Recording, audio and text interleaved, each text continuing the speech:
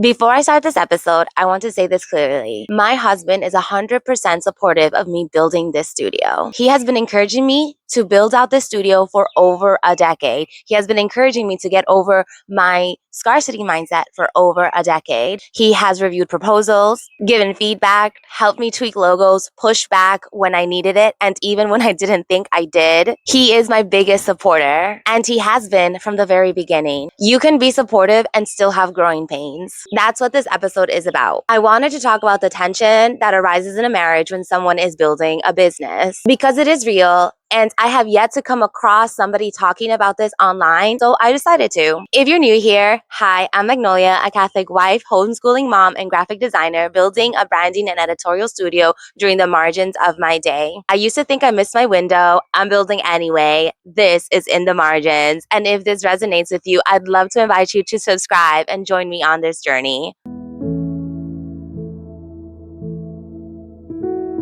The first tension is time. My husband works a demanding job. Right now, he's on a 14-hour schedule, 6 days a week. We wake up at 4:30 and he's out the door by 5:30, and he doesn't get home until around dinner. By the time he walks through the door, all he wants to do is eat, rest, and spend time with us. And I don't blame him. That's what I want to do too. But I'm also the one with the children all day. And sometimes I haven't accomplished everything that has been on my to-do list for the day. Maybe dinner isn't done. Maybe the floors aren't done. There might still be laundry that needs to be folded and put away, or there might be a client that I'm wrapping things up for. Just one more thing that needs to be wrapped up and tension arises. He doesn't care if the floor is mopped. I do. He doesn't care if the laundry is put away. I do. He values my time, and I don't blame him. He wants me to rest and recover and be present. And I absolutely love that about him. He's looking out for me even when I don't look out for myself. Before this season, I was a full-time homemaker. I had cookies in the freezer. I usually had the laundry put away by the end of the day, dinner made. Systems were running as best they could with 2 young children. And now I'm honestly struggling to maintain the home like I'm used to. And that stings a lot. Later episode, I'll get into my actual routine. But some days, the end of the day is the only time I have left to do my homekeeping. And that eats directly into our time together. We also don't have a lot of support around us. We just moved into a new state, so we don't really have a community. We don't have grandparents, aunts, uncles, cousins to give us a break, to give us a night out. We also don't have any babysitters. And even if we did, his work schedule kind of makes it hard for us to have date night. We haven't had a date night since we were visiting his mom in September. Thanks, Mom. That lack of intentional alone time strains us. We find pockets throughout the day when the boys are doing their own thing or after they're in bed. We've even gone out on family date nights. Our boys are really well behaved, but it's still not the same thing. And now that I'm working more, that presses into our margins even more. The only time I really have to get work done intentionally is the morning, and sometimes he wants to lay in bed and catch up. I feel that tension. Do I get up and get work done, or do I lay in bed and catch up with my husband? That pressure has forced me, in a good way, to really think about the systems that I have in my day, to think about the work that I'm taking on and my capacity, and how I can run my whole day together to be smooth for everybody, to put away the work when he's home, to protect our family times on the weekends, to protect our evenings. Was it hard in the beginning when I felt like I was behind? Absolutely. Is it hard right now when work is ramping up? Oh, for sure. But it's worth it because my family is the center of my life, and I'm building this studio to support my family, not the other way around. I'm building a life first business. Second tension is communication. I found myself in those early weeks, and still now, to be honest, doing something that's a little embarrassing. As soon as he walked in through the door, I would greet him, and then a little voice in the back of my head would say, "Oh my gosh, great, he's home. Now I can work uninterrupted." I was forgetting to nurture the most important relationship in our home, ours. My husband is direct. When something isn't working, he lets you know and works to find a solution that works for everybody. I'm an avoider. I'd rather keep the peace than address something hard.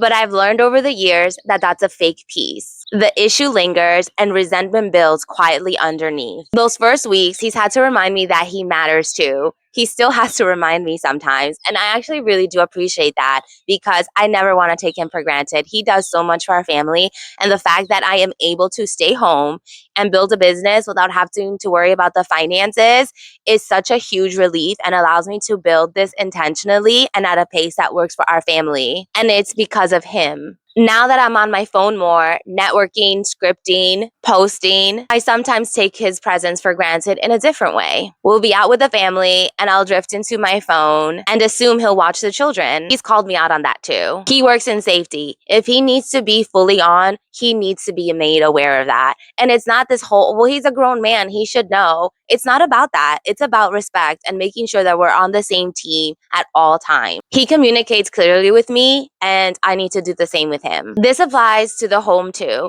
As I've said, I used to be a full-time homemaker. Running the home is my domain, and having to ask for help, that stings my pride because asking for help feels like a point of failure. Like I'm not doing my job. I'm not holding up my end of the bargain. My role is shifting and I do need him to step in more, but I can't expect him to read my mind and just know what needs to be done. He's not in the house all day. That's not his world. But here's the thing. My husband is actually a better cleaner than I am.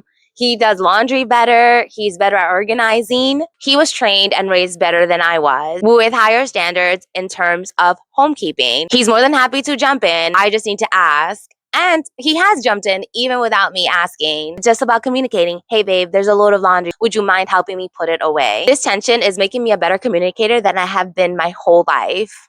I just wish I didn't have to hurt my pride. The third tension is attention. When my husband speaks to me, especially about something that is important, he wants my whole attention. And that's hard for me. The boys, the home, the work, it all pulls at my limited bandwidth. The car used to be one place I'd mentally check out. I'd scroll, I'll read, write content, decompress. But he uses that time to talk, to share the deep thoughts he's been sitting with and hasn't had an opportunity to share with me all week long. He can actually finish a sentence in the car without being interrupted. Those of you with littles know exactly what I'm talking about. Our uninterrupted time is rare and limited, and I'm really learning to treasure it and protect it. I'm learning not to let work creep into every moment, to be smarter about when I work and what work I do during those hours, and when there is something pressing, to communicate with him about it. That's all he asked for, a heads up, to be included and to know what's going on in my mind so that he can respond accordingly. My husband is not reactive, he is proactive.